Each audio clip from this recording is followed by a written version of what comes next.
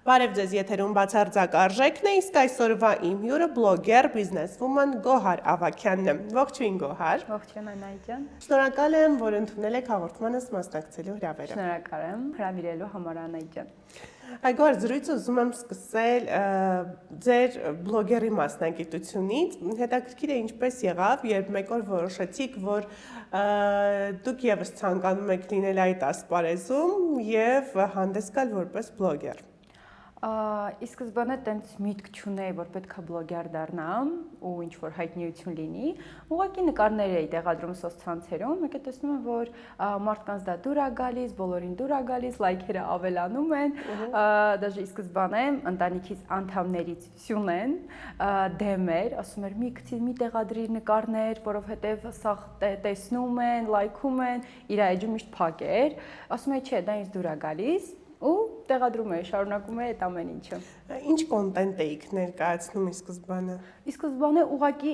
սիրուն որպես աղջիկ նկարներ էի տեղադրում, տենց լուքս էի տեղադրում, բայց վիդեոներ այդ ժամանակ չկար։ 17-18 թիվներ դեռ։ Դեռ Ղարաբաղում էի։ Դեռ Արցախում էի, այո, դեռ Արցախում էի, ուղղակի նկարներ էի տեղադրում ու շատ լայքեր էր հավաքում։ Այն ժամանակ ոնց որ 10-20 հազար լայքերը, դա բավականին շատ էր։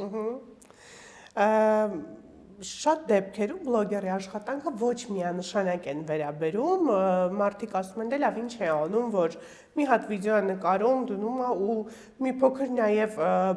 հակակարծիքներ են լինում, որ բլոգերները շատ են վարձատրվում, գովազդներ են ունենում։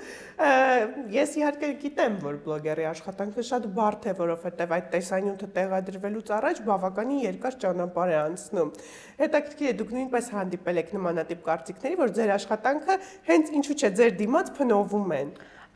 Գիտեք ոնց, մարդիկ մտածում են, հա, վերցրեց կամերան, նկարեց, ինչ կա այդտեղ, բոլորն է կարող են անել, բայց չէ։ Դրա համար դու պետքա պատրաստ լինես, ասենց ասած, վատ մեկնաբանություններին, պետքա պատրաստ լինես, որ պետքա քեզ կամ շատ սիրեն, կամ չսիրեն, կամ այն ոսկե միջինը, որ լինում է, եւ սիրում են, եւ չեն սիրում։ Իմ դիմացն էս չի եղել, որ հենց ինձ ասեն, գիտեք, ինչ բլոգերի գործը ինչ է, որովհետեւ ես ինձ թույլ չեմ տալիս եւ իմ շրջապատում փառքաստոց չկա նմանատիպ մարդիկ։ Իսկ ինչպես եք ընտրում թեմաները, որ հետաքրքիր լինեն եւ ինչպես եք կարողացել հավաքել այդ բազմահազարանոց հետևորդներին, մեծամասամբ աղջիկներին ձեր շուրջը, որովհետեւ դա կարծում այդքան էլ հեշտ չէ մեր օրերում։ Իրականում հենց աղջիկներին հավաքելը դժվար է, որովհետեւ իրենց պետք է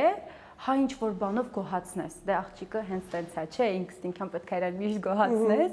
ու նույնն է հետևորդների հարցում եմ։ Իրան պետք է ամեն օր ինչ որ իրանք սպասում են, առավոտները զարթում ես, ինչ որ մի հատ reel պետք է տեղադրես, ինչ որ մի հատ story պետք է տեղադրես։ Ես արդեն հասկացել եմ, իմ բլոգը ավելի շատ իմ գործի վերաբերյալ է, դե մատնահարդարման բոլոր աղջիկներ են, խոսում եմ օրինակի համար ինչպես նիհարես, այդ մոտիվացիան սնդաբան չեմ, ինչպես մազերդ խնամես, ինչ որ հագնես, ինչ որ բանով կարողանում եմ իրենց օգնել, ուղղակի անկեղծ եմ իրենց հետ։ Անկեղծ խոսում եմ, ինչ որ չեմ մտածում սցենարներ, որ օրինակի համար այս սցենարը հատուկ reel maker-ի հետ գնամ, նկարեմ, ոչ։ Ես այդ միտքը եկավ, այս պահին եկավ, ես վիդեոն նկարում եմ ու տեղադրում եմ։ Տեսեք, դուք նշեցիք, որ դուք անկեղծ եք ձեր հետևորդների հետ։ Ես շատ եմ հանդիպել բլոգերների, օրինակ, որ ցույց են տալիս իրենց ամբողջ կյանքը, այսինքն ցույց են տալիս այն, ինչ կատարվում է ներսում, տանը, լոգասենյակում, ննջասենյակում։ Իհարկե ինձ համար դա աբսուրդ է, որովհետև նախ կորցնում ես հետաքրքրությունը առհասարակ մարդկության կողմից եւ ինչքան պետք է ուժ ունենաս, որ կարողանաս ամբողջ օրը հեռախոսը պահես եւ ներկայացնես առօրյադ։ Դուք ես նկատել եմ, որ ձեր անձնական կյանքն եք կարծես թե պահում որոշակի առումով։ Հետաքրքիր է, դա արվում է միտումնավոր, թե պատահաբար։ Անահիտ ջան, ասեմ հիմա ինչի համար։ Երբ որ ինչ-որ բանից սկսում ես խոսել քո հետևորդների հետ, հազարավոր մարդիկ են չեն նայում։ Օրինակի համար ես խոսեցի այս շորի մասին, ես պարտավոր եմ իրենց ներկայացնելու։ Եթե ես տեղադրեմ իմ անձնական կյանքը, եթե մի օր լինի կամ չլինի, նույն ձև պարտավոր եմ ես իրենց այդ ամեն ինչը ներկայացնելու, այսինքն այդ խաբելը չպետք է լինի։ Այդ անկեղծությունը հենց դրա հիման վրա է, որովհետև ես մտածում եմ, եթե ես տեղադրեմ իմ անձնական կյանքից, ուրեմն ես պետք է պատրաստ լինեմ, որ այդ մարդիկ ինձ հարցեր տան, ով է քո կողակիցը, որտեղից է, ինչ որ հետաքրքիր է մարդկանց, ես պետք է պատրաստ լինեմ պատասխանելու։ Ուղղակի ես հիմա դրան պատրաստ չեմ, դրա համար չեմ տեղադրում, որպեսզի ես իմ հետևորդուհիներից ուղղակի չխաբեմ ու չնեղացնեմ։ Բայց նկատել եք, որ այդ հարցը հատկապես ձեզ շատ են տալիս։ Այո, շատ են Ինչո՞վ է պայմանավորված ըստ ձեզ։ Ինձ թվում է հենց դա է, որ ես չեմ տեղադրում, չեմ խոսում, մարդկանց ինչ որ ցույց չես տալիս, միշտ մարդկանց այդ հետաքրքիր է լինում ուղղակի։ Ես կարծում եմ, որ այն կողմի, ես իհարկե մի փոքր սահմանները ոնց որ թե անցնում եմ, բայց կարծում եմ, որ այն կողմը դրական է վերաբերում այն աշխատանքին, ինչը որ դուք անում եք։ Իմ կողակիցս, ես ունեմ կողակից, այո, ինքը ինստինկտյան ի սկզբանե տեսել է ես ով եմ, այսինքն ես իր կողքը չեմ կայացել, ինքը տեսել է, որ ես գոհարն եմ, ես զբաղվում եմ վլոգով, ինքը հենց ինձ տենց էլ տեսել ու հանդիպել է, իրականում հարաբերության մեջ եղել եմ պահեր, որ ինքը ուղղակի չի ուզել, որ ես շարունակեմ, ավելին ասեմ, ես շատ մեծ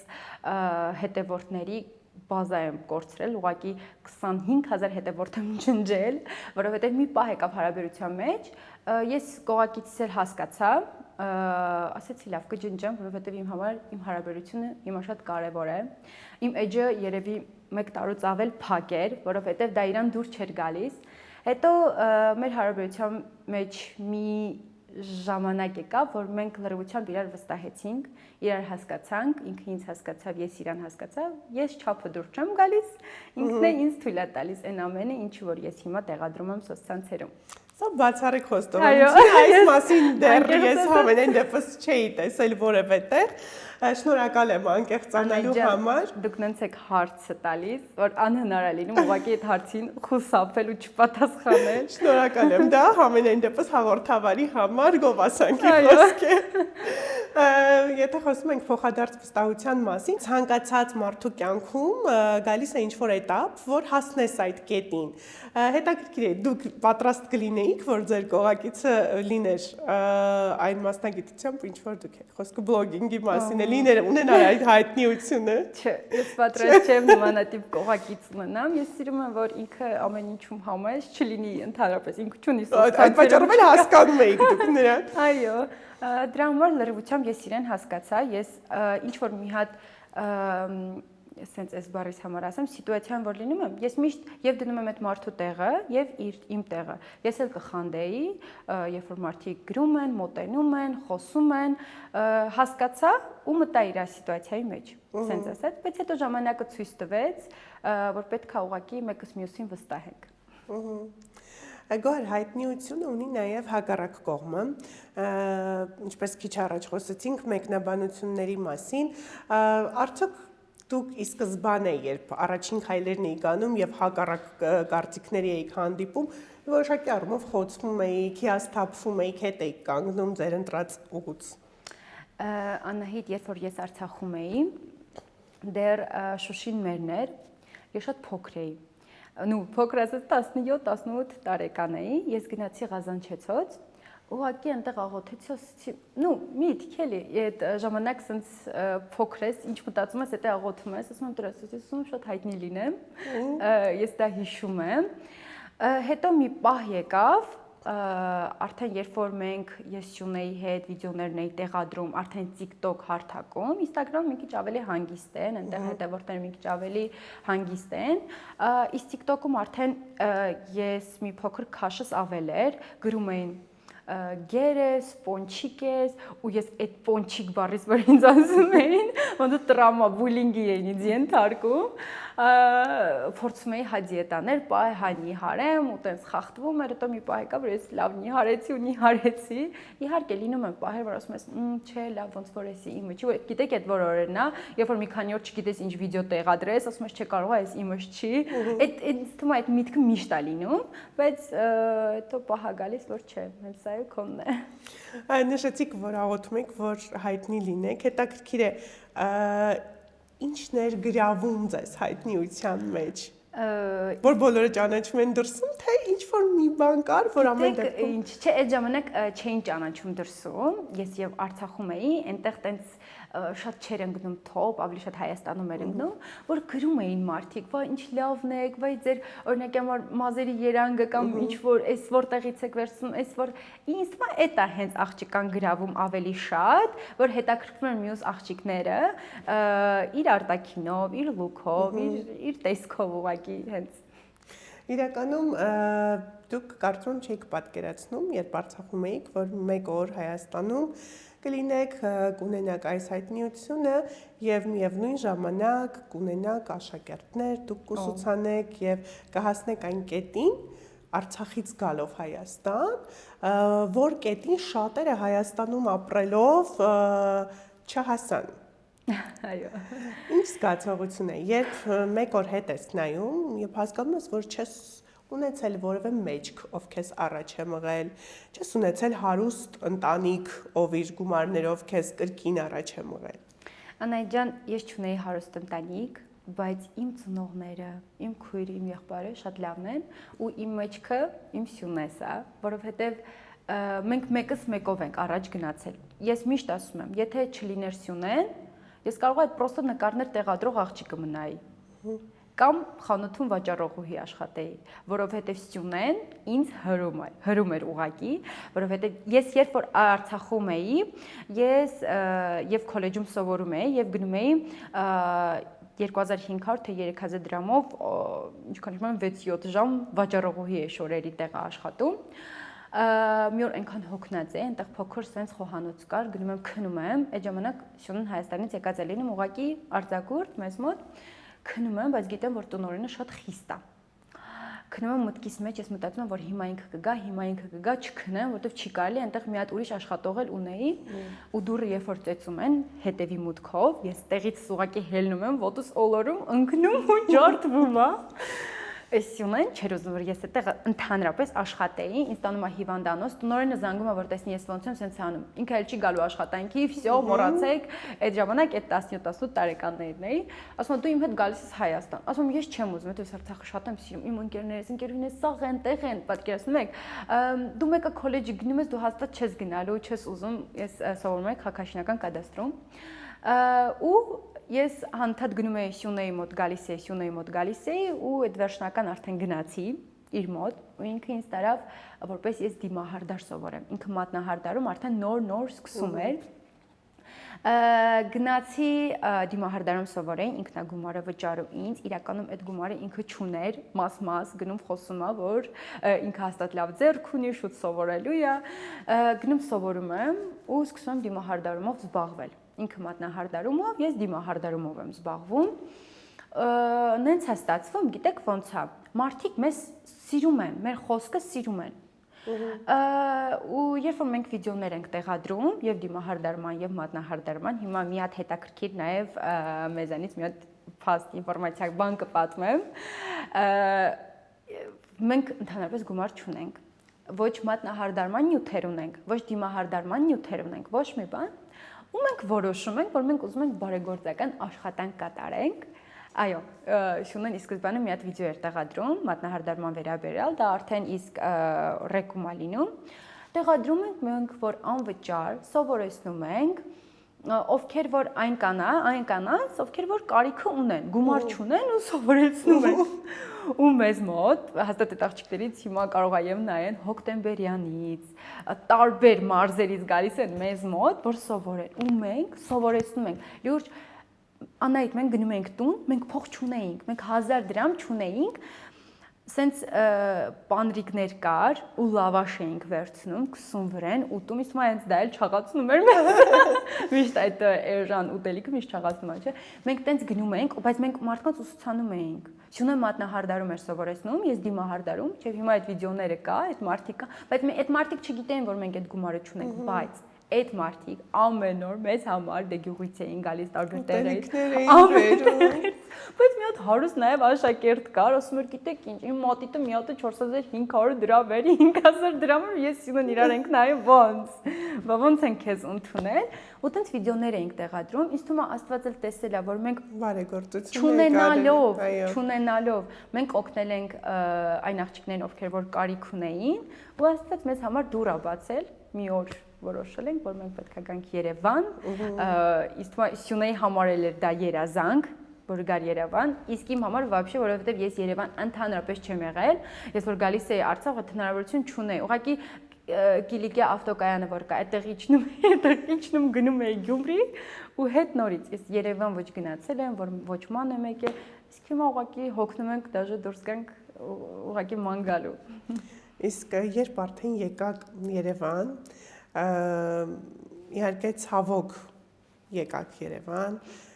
ուզում եմ խոսել այդ շրջանի մասին, այդ ադապտացիոն շրջանի մասին, ինչպես կարողացաք ընտելանալ այս կյանքի հետ։ Իրականում շատ դժվար, որովհետև մենք Արցախի հետ շատ կապված ենք ու մինչև 23 թվականի վերջին դեպքերը մենք միշտ գնում էինք Արցախ։ Մի անգամ ճանապարհին Լաչինը արդեն իրենցն էր, ադրբեջանցիներն էր, ու ես ու Սյունեն երեքով, նաև իր աղջիկը գնում ենք աղջիկներով։ Այդ ժամանակ դաժե վտանգավոր մինչև 23 թիվը։ Ունենց է ստացվում, սենց ավտոմեքենաներ էին գնում ադրբեջանական զինվորական, մենք ընկնում ենք մեջտեղը իրենց ու գնում ենք, որ դա իրավունք չունենք ընդհանրապես անելու։ Հենց հասնում ենք արդեն Շուշիի այդտեղ, ռուսները մեզ կանգնեցնում են, սպասում ենք, իջնում ենք մենք, մեր սաղ ավտոմեքենան նայում, դու գիտեն թե մենք էլ ագենտ ենք, ինչ ենք մտածել մեջները գնում ենք։ Հա, ուզում եմ ինչ եմ ուզում ասում, մենք այնքան շատ էինք սիրում Արցախը, որ դաժե այդ վտանգին չէինք նայում։ Մենք հա գնում, գալիս էինք ու այս վերջերում, մինչև 23 թվականի վերջերը, ուզում ենք դաժե այնտեղ ստուդիա բացեինք, որպեսզի մենք այնտեղ էլ Արցախից շատ հետևորդներ ունեինք, որտեղ մենք Արցախի բարբառով վիդեոներ էինք տեղադրում հումորային, հետևորդները շատ էին այնտեղից ու տենց այդքան շատ էինք սիրում, մի կերպ հարմարվում էինք այստեղ, բայց այստեղ էլ ենք մենք շատ սիրում։ Երևանը դրա համար մենք ոչ մի երկիր չենք գնում, որտեղ մենք շատ ենք սիրում հայեր, որ հայ են լինում։ Ես էլ Սյունեն էլ, որ հայերեն խոսում եմ, մեր կողքն են լինում, ինչ է լինի, մեր հայերից, մեր ազգից ուրիշ ազգ լավը չի լինի։ Ես լսում եմ ձեր խոսքը, շատ գովելի է, որ դուք խոսում եք, որ ուզում եք ձեր կողքը լինեն հայեր, հայից լավ ազգ չկա, ես իհարկե չեմ առանձնացնում, բայց շատ են այսօր ձեր ասած հայերը, հա, ովքեր առանձնացնում են ու նշում են Ղարաբաղցիները եկան, որոշակի առումով այդ շրջանում, երբ հատկապես Արցախից իհարկե ոչ իրենց կամքով մարդիկ թողել են իրենց տները, ստիպված, իրենց ամեն ինչը ու եկել են Հայաստան, զրոյից սկսել են ապրել, փորձում են ապրել։ Այդ շրջանում, երբ տեսնում եք, որ տարանջատում են մարդիկ, դուք ինչ եք զգում առհասարակ, դուք այդ խորթությունը երբևէ զգացել եք ձեր մաշկի վրա։ Իհարկե, շատ դեպքեր են եղել, որ Արցախից ես, պահի տակ մեկ որ քեզ լավ չես զգում, կարող է պահի տակ ասես Արցախից ես, քեզ ուրիշ աչքով են նայում։ Ու այդ շատ ցավոտ է լինում, բայց ես դա թույլ չեմ տալիս, ցույց չեմ տալիս, ավելի ճիշտ, չկա արցախցի, հայաստանցի, գյումրեցի, ու ես ձեզ ավելին ասեմ, մենք մեր սրահը որ բացել ենք, մեր հետևորդները այո, շատ կան Արցախից, բայց մեզ 90%-ը որ գալիս մեզանից օգտվում են, մեզ ուզում են օգնության ձեռք մեկնել, դա Հայաստանում ապրող հայ ժողովուրդն են, ու գիտեք ամեն անգամ գալիս են շատ այսպես մեզ ուղիղ ասում են որ դուք Արցախից եք ուզում են գանք հենց ձեզ մոտ որ ձեզ ինչ որ մի բանով կարողանանք օգնել թեկուզ 5000 դրամ գելակ են կանում թեկուզ աշակերտ են գալիս ավելի շատ մեզ մոտ Հայաստանում ապրող հայերն են մեզանից օգտվում, արցախցիներն կարող են ինչ-որ մի հնարավորություն չունեն, մենք ամեն ձև հասկանում ենք բոլորին։ Գոհար, դուք բավականին անկեղծ եղաք, երբ խոսեցիք ձեր կյանքի այդ փուլի մասին, երբ վաճառողուհի էիք աշխատում, հաց ու պանրի պատմությունը պատմեցիք, հետաքրքիր է, գիտեք որն է, որ շատ դեպքերում աղջիկները հատկապես, չնայած նրան, որ կայացել են, այսօր չունեն այդ խնդիրը, որոշակի առումով բարդույթավորվում են ու չեն խոսում իրենց ապրած դժվարությունների մասին։ Սակայն դուք կարծես թե հակառակ կողմն եք մեդալի, դուք խոսում եք ձեր կյանքի բարդությունների մասին, միևնույն ժամանակ ցույց տալով, որ կյանքը աստիճան է եւ ցանկացած պահի կարող ես լինել ամենաբարձր կետում եւ հակառակը։ Անահիտ ջան, դա միանշանակ է, դա իմ ամենօրյա, առօրյա խոսքս է։ Մարդ երբ որ գումար է աշխատում, չպիտի ուղակի վերևից նայի մարդկանց։ Այսօր այդ գումարը կա, վաղը կարող է նենց բան պատահի քո հետ, որ զրոյանաս ուղակի, լրիվ զրոյած եւ անունը եւ գումարը։ Ու ես դրանից չեմ ամաչում, հակառակը, ես ինձ շատ լավ եմ զգում, ինչի պետք է թաքցնեմ։ Պահ ա եղել, որ ես իմ մայրիկը մի հատ ընկերուհի ուներ, իր աղջիկը շատ լավ էր հագնվում, սենց այնքան շորեր էր տալիս մամայից, ու ես այնքան էի ուրախանում այդ շորերով, ես միշտ հագնում էի, դուրս էի գալիս, ու գիտեք, որ դեռահասության այդ շրջանում էր, ոչ մեկ չգիտեր, որ ես մեր ներքևի Հայաթի օրինակի համար հենց Անուշի շորերն էի հագնում, ու ես դրանից վատ չեմ զգում, խի պետք է վատ զգամ։ Եղել է ժամանակ, որ ես վատ եմ ապրել, բայց ես ունեցել եմ շատ լավ ծնողներ, որ իրենք ամեն ինչ արել են, որ ես լավ դաստիարակություն ունեմ, լավ մարդ դառնամ, ես դրանից ինձ վատ չեմ զգում, դաժե ժամանակ ա եղել, որ իմ մայրիկը մեր դպրոցում, ես դեռ դպրոցական էի, սովորում էի, ինչքան հիշում եմ, 6-րդ, 7-րդ, 8-րդ դասարանում էի, իմ մայրիկը այնտեղ մաքրուհի էր աշխատում։ Ու գիտեք, այն դասարաններն էր մաքրում, որտեղ որ ես էի սովորում։ Գիտեք, այն ժամանակն է լինում, երբ որ մաքրուհիներ գալիս են, երբ որ արդեն ավարտում են դասարանները, արդեն մտնում են մաքրեն։ Ու մայրիկս շատ այդ ժամանակ գլխացավեր ուներ ուժեղ, ասում էր Գոհար, չեմ կարողանում գնամ։ Ինչ պետք է անես, եթե դու այդ օրը այդ դասարանը չմաքրես, այնտեղ մարդ պետք է գա, ոչ մի կջղայնանում ամենից, ու ինչքան հիշում եմ, երևի մի 50,000 դրամ էր ստանում այդ ժամանակ։ Ու ասում էի, մամ, ես բայց որ գնամ, այնտեղ դասարանցիներից կամ մյուս դասարանցիներից մարդիկ կան, որ պարապմունք են անում դասատուների հետ, բայց ես կգնամ, մի մտածի, ես հաստատ կգնամ, կմաքրեմ, գնում էի։ Եղել է դեպքեր, որ տեսնում էի, որ ինձ ծանոթ երեխեք էին, այդ ավելի բանը, որ իմ ձեռս է, շուշտ վազելով գնում էի մյուս դասարանն էի մտնում, որ հանկարծ չտեսնի, դե այդ տարիքում ամաչում ես, չէ։ Չեմ հիշում, 10-12 տարեկան էի, բայց գիտեք, կարևորը ես այդ ժամանակ օգնում էի մամայից, ու այդ գումարը մեզ պետք էր, օգնում էի պետք էր, ինքը ուրիշ տեղ էր աշխատում, սոցհապում էր աշխատում, այդտեղ էլ որ գնում էինք, արդեն մի քիչ ավելի մեծացել էի 15, 14 այդ ժամանակ вообще ես աղջիկները ամանչում են։ Ես հիմա աղջիկները որ նայում եմ, ասում եմ, գիտեք, դե մամաներին պետքա ոնց նայեք, ոնց ուշադրի։ Մեկ-մեկ ես ու մամաս խոսում ենք, կռվում ենք, բայց ես իրան շատ եմ գնահատում։ Իմ պապայիս էլ եմ շատ գնահատում։ Ինքը գնում էր, որ ասում էի սոված եմ, գնում էր պարքով մատնաքաշ էր վերցնում, որ բերի, կարողա տային, կարողա չտային։ Ես այդ ամեն ինչից Անահիտ վատ չեմ զգում։ Կարևորը ես հիմա Գոհարն եմ, ես ունեմ անուն, ես ունեմ արհեստ, ես ունեմ ամենալավ ընտանիքը, ու ես գիտեմ, որ կառուցելու եմ ամենալավ ընտանիքը ու ունենալու եմ երեխաներ, տա Աստված ամեն ինչ Աստծո կամքով։ Դրանից չեմ ամաչում, ընդհանրապես չեմ ամաչում։ Իրականում ես հուզվեցի, որովհետև ես հիշեցի այդ տարիքում շատ բարդույթավորված են լինում երեխաները։ Նույնիսկ երբ ես հիշեցի մի պատմություն, այսպես դասընկերոջս մայրիկը գեղեցիկ չէր հագնվել, ինքը ցույց չէր տալիս, որ դա իր մայրիկն է, եւ հիմա տեսնում եմ դրիվ հակառակ պատկեր։ Բայց ես մի բան էլ ասեմ, ես ընդհանրապես այդ ժամանակահատվածում ես ինձ շատ բարձր էի պահում։ Ոչ դասարանցիներից, ես միշտ եղել եմ դասարանի ավագ, ես միշտ լավ եմ սովորել, նաև մյուս դասարանցիների երեխաները, մինչև այն ժամանակ է ոչ մի բան չեմ լսի, օրինակ ասեն Գոհարի մաման ավագարը կամ Գոհարը, ես ավելին ասեմ, իմ դասարանցիներից գալիս էին մեր տուն, իմ մամաս նաև շատ խիստ է եղել, մինչև տները չհավաքի դուրս չէի գալիս։ Աղջիկ տղա գալիս էին, տները հավաքում էին, շուշուտ որ կարողանայի ես դուրս գայի։ Ես կարողացել եմ նաև այդ ընկերական մթնոլորտը ստեղծեմ բոլորի հետ, որ ինձ ոչ մեկը չենթարկի բուլինգի։ Ես ուղղակի դա հիշում եմ, որ իմ ծնողին օգնել եմ դժվար տարիներ ա եղել, բայց ես իմ մոտ տրավմա չի մնացել, որ ինչ որ երեխաներ ինձ ասել են, վայ, Գոհարը գնացել է ինչ որ դասարան ա մաքրում, էր դասարանն ա մաքրում։ Միայն գովելի է եւ ես էդի ինձ վատ ընդհանրապես չեմ զգացել։ Մի անգամ, ուրեմն, քանի որ հասել ենք այդ դժվար տարիներին Արցախում մեր ապրած, գալիս եմ տուն, մեր տունը միշտ փակոցներ, բայց կար, մաման միշտ էդի անում էր։ Դպրոցից գալիս եմ տուն, դպրոցից որ գալիս է շատ սոված էս չէ լինում, ու տունը ոնց որ այդ ժամանակ հիշում եմ ես, այդի տրավմա է մնացել ինձ թվում է։ Հացը 120 դրամ էր, ինձ մոտ տունում 80 դրամ էր։ Գնում եմ որ հաց առնեմ, մեր հարևանը մոտիկ ենք, սաղ նստում ենք իրիկոնները բան, ասում եմ 80 դրամ է ձեռս կարեմ մի հատ հաց առնեմ, մաման որ գա այդ 40-ը կտամ, ասում է չէ չեմ կարող տամ։ Գնա դիմացը ասում է երկրորդ օրվա հացն է, այնտեղից կարաս առնես։ Ու տենց կար էլի փոքր բուտկաներ կար, երկրորդ օրվա հացներ։ Այդի չեմ մոռանում։